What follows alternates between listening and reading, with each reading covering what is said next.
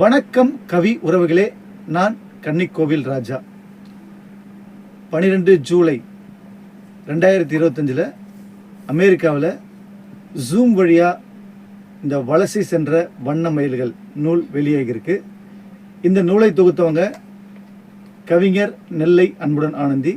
இந்த நூலில் 7 கவிஞர்கள் தங்களுடைய படைப்புகளை படைச்சிருக்காங்க. இந்த நூல் ஏன் சிறப்பு பெறுது அப்படின்னா, அமெரிக்காவிலிருந்து வெளிவரக்கூடிய முதல் பெண்கள் தொகுப்பு அப்படின்ற சிறப்பையும் பெறுது.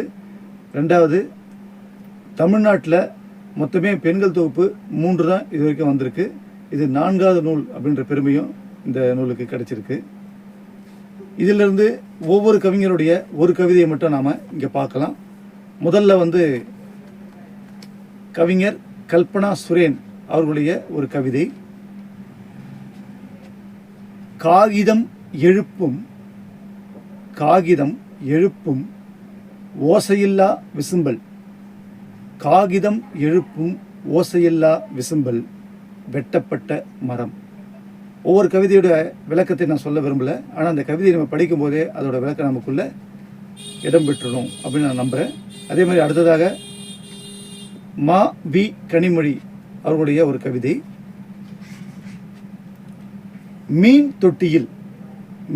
தொட்டியில் அடைப்பட்டிருக்கிறது.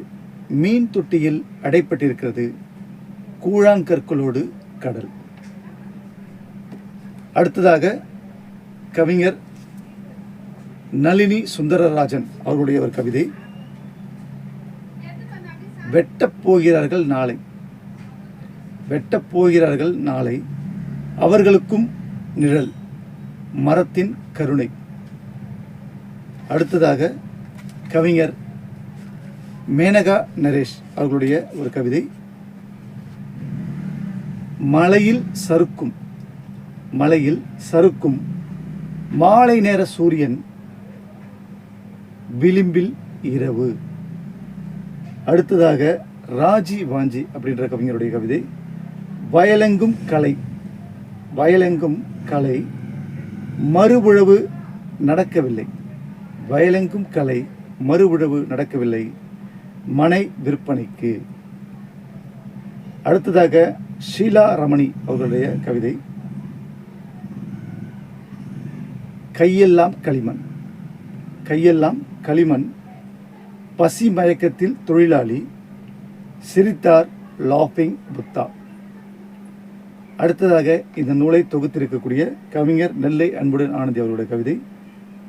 அமைதியில் குளம், கல்லெறியும் சிறுவன், நடனமாடும் நிலா.